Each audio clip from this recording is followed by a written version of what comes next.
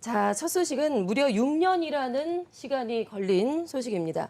지난 2016년이었죠. 가습기 살균자 피해자로 신고로 접수된 가습기 살균제 과장 광고에 대한 고발이 이제서야 이뤄진 거라고요?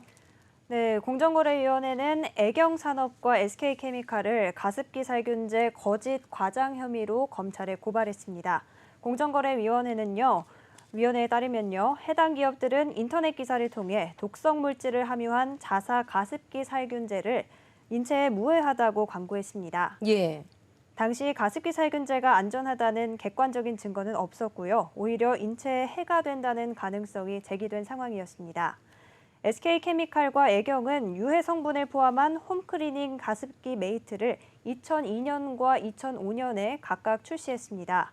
가습기 메이트는 영국 전문기관 헌팅턴 라이프에서 원료 물질의 저독성을 인정받았다고 광고했지만 그와 관련된 자료는 확인되지 않았습니다. 예. 미국 환경청 자료 등에 따르면요, 해당 가습기 살균제에 포함된 성분은 독성이 높고 특히 피부와 안구 자극성이 심한 것으로 나타났습니다.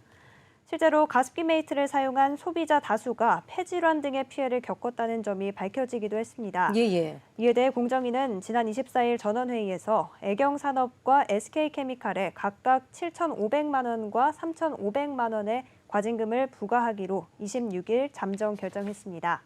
또 같은 날 각 법인과 애경 안용찬 전 대표이사, SK케미칼 김창근 홍지훈 전 대표이사를 검찰에 고발했다고 전했습니다.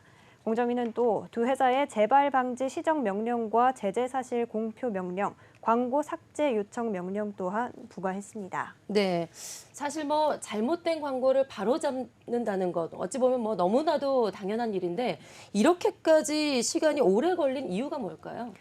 네, 공정위가 애경과 SK케미칼의 부당 광고를 바로잡을 기회는 2018년에도 있었습니다. 예. 해당 해에 공정위는 가습기 살균제 사건을 재조사했는데요.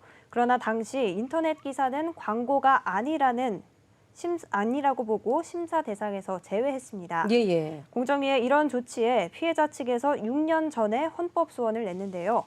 헌법재판소는 공정위의 판단을 평등권과 재판 절차 진술권을 침해한 것으로 보고 지난달 29일 위헌 결정을 내렸습니다. 현재 이런 결정 이후 공정위가 부랴부랴 재조사에 나서서 약 한 달 만에 제재를 한 건데요. 예. 공정위는 법 위반 행위 종료일, 그러니까 해당 가습기 살균제의 상점 진열이 확인된 마지막 날인 2017년 10월 31일이 이 사건의 공소시효가 시작되는 날로 봤습니다. 그래서 공소시효를 최대한 보수적으로 보면 이달 30일이 공소시효 만료가 될 것으로 판단을 했습니다. 예, 이제 겨우 며칠 남지 않았군요. 네, 예. 이 같은 기준으로 판단을 할 경우 검찰은 이달 30일까지 피고발인들을 재판에 넘겨야 하는 상황입니다. 네. 참 고발까지 6년이라는 시간이 걸렸고요. 그 사이에 사망자가 1,000명이 넘습니다. 어쨌든 하루빨리 가습기 살균제 문제가 좀 매듭 지어졌으면 좋겠습니다.